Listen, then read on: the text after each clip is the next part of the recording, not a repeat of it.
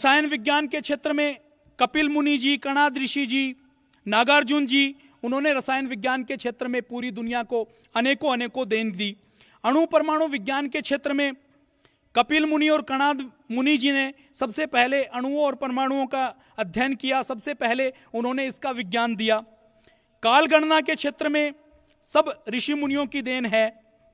शिल्प कला की बात करें, निर्माण कला की बात करें तो महर्षि भृगु ने पूरी शिल्प कला दी। इलेक्ट्रिसिटी, बिजली विज्ञान की बात करें तो संसार की पहली बैटरी बनाने का फार्मूला महर्षि अगस्त्य ने दिया। धातु विज्ञान की बात करें तो धातु विज्ञान के बारे में महर्षि चरक ने, महर्षि सुश्रुत ने लोहे, तांबे, सोने की भस्में कैसे बनाई जाएं, इनका कैसे प्रयोग किया जाए, से इसको कैसे निकाला जाए, इसके बारे में विस्तृत विवरण दिया। जल संरक्षण, पर्यावरण संरक्षण की बात हो तो आचार्य चाणक्य से लेकर हमारे ऋषि मुनियों ने वेदों में एक नहीं सैकड़ों हजारों ऋचाएं दी हैं, जिनमें बताया गया है कि पर्यावरण को कैसे बचाया जा सके, जल को कैसे बचाएं, वायु को कैसे बचाएं, आकाश को कैसे बचाएं। वनस्पति शास्त्र की अगर हम बात करें तो महामुनि पराशर जी ने वनस्पति विज्ञान पर पूरा एक पुराण, एक ग्रंथ लिखा है जिसका नाम है वृक्ष आयुर्वेद।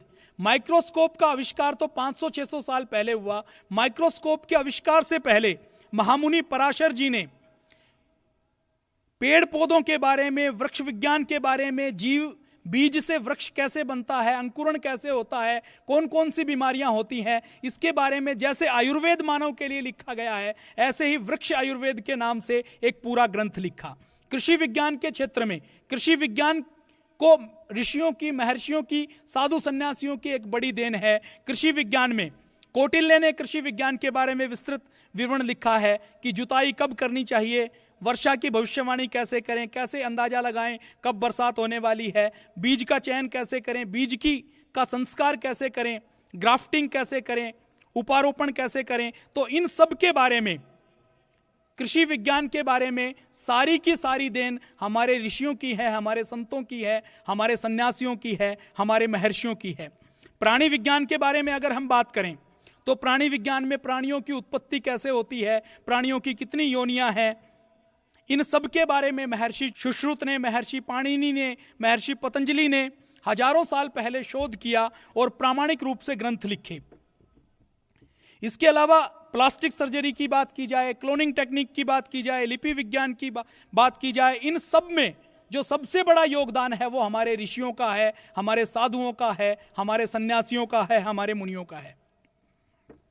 अर्थव्यवस्था की बात करें, प्रशासन की बात करें, गुप्तचर की बात करें, कर कितना लेना चाहिए, सेना व पुलिस कैसी होनी चाहिए, इसके बारे में आचार्य चाणक्य और समर्थ गुरु रामदास जी ने अपने अपने ग्रंथों में बहुत विस्तार पूर्वक लिखा है। ये मैंने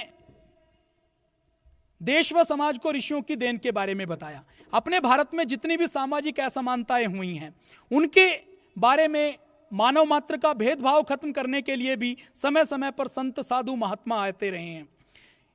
ईसा से 3री शताब्दी पहले संत तिरुवल्लोर जी आए, उसके बाद संत नामदेव जी आए, संत ज्ञानेश्वर जी आए, राजस्थान में एक बाबा रामदेव जी आए जिन्होंने मानव मात्र का भेदभाव खत्म किया, सबको एक साथ रहने की, एक साथ जीने की प्रेरणा दी। उसके बाद गुरु नानक देव जी आए, गुरु नानक देव जी जिन्होंने सिख समाज की स्थापना की, जिन्होंने कहा कि सब एक ही परमात्मा से उपजे हैं और सब बराबर हैं। उन्होंने राजा के लिए बहुत कठोर शब्दों का प्रयोग किया। गुरु नानक देव जी ने कहा कि जो राजा अपने प्रजा का ख्याल नहीं रखता वो राजा कसाई होता है। ये बहुत कठोर शब्दों का प्रयोग गुरु नानक देव जी ने किया। इसका मतलब क्या है कि गुरु नानक देव जी जो पूरी तरह अहिंसा में विश्वास रखते थे, वो भी ये मानते थे कि अगर राजा खराब होता है, राजा अत्याचार करता है, राजा अपने कर्तव्य का निर्वहन नहीं करता, तो वो कसाई की तरह हो जाता है, उससे जरूरत पड़े तो संघर्ष जरूर करना चाहिए। उसके बाद कबीर जी आए, उसके बाद संत पीपा आए, संत रैदास आए, संत तुकाराम आए, संत कवि दादू जी आए, संत बुल्ले शाह जी आए, संत मलूका आए। उसके बाद केरल में संत नारायण गुरु जी आए, संत गड़के जी आए। ये संत लगातार हर 100 साल में, हर 50 साल में आते रहे और वह देश व समाज में जो कुछ बुरा हुआ है उसकी रोकथाम करने के लिए, अन्याय अत्याचार से संघर्ष करने के लिए लगातार अपना सहयोग देते रहे। मैंने अभी जो आपके सामने कुछ प्रसंग रखे हैं ये तो बहुत थोड़े हैं। अपने भारत की 1,96,08,53,113 वर्ष की संस्कृति जो आज बची हुई है, इसके पीछे जो मेरा ही नहीं आप सबका और पूरे देश का मानना है, इसके पीछे अगर किसी का योगदान है तो वो साधु संत और सन्यासियों का है। एक साधु संत सन्यासी तो वो होते हैं जो गेरुए रंग के, लाल रंग के वस्त्र पहन लेते हैं। कुछ लोग ऐसे होते हैं जो साधु संत सन्यासी बनते तो नहीं, देखने में वो लाल रंग के वस्त्र नहीं पहनते, लेकिन अंदर से साधु संत सन्यासी जैसे होते हैं, जिनकी वृत्ति संत जैसी होती है, सन्यासी जैसी होती है। समाज और देश में जितना अच्छा हुआ है या तो संतों ने किया है, साधुओं और सन्यासियों ने किया है, ऋषियों और मुनियों ने किया है, या ऐसे लोगों ने किया है जो दिखने में तो साधु जैसे नहीं है लेकिन अंदर से साधु जैसे हैं, जिनके अंदर संत की वृत्ति है, जो अंदर से संत जैसे हैं, अंदर से सन्यासी जैसे हैं। हमने जो चर्चा की है वो तो ऐसी है, साधु संत सन्यासियों का जितना योगदान है वो समुद्र की तरह है, और हमने अभी जो चर्चा की है वो तो एक घड़े पानी की तरह है। समुद्र के सामने एक घड़े पानी की जितनी कीमत है उतनी इस चर्चा की कीमत है। जिन संत और साधुओं का नाम यहां पर लिया गया है, अगर उनके बारे में चर्चा की जाए तो 1,000 पन्नों का ग्रंथ लिखा जा सकता है। और अपने भारत में इन 1,96,00,00,000 पुरानी संस्कृति में ऐसे लाखों, करोड़ों, अरबों साधु संत सन्यासी हुए हैं जिनका विवरण पन्नों पर नहीं मिलता, लेकिन जिन्होंने अपने आप को देश व समाज के लिए कुर्बान कर दिया, देश व समाज को बचाने के लिए अपनी आहुति दी। अगर आज हम बात करें कि अपने भारतवर्ष में हम साधुओं का, संतों का, सन्यासियों का, ऋषियों का, मुनियों का योगदान निकाल दें, आप कल्पना कीजिए कि जो हमने चर्चा की है मोटी मोटी, इसको हम निकाल दें तो भारत में कुछ बचेगा?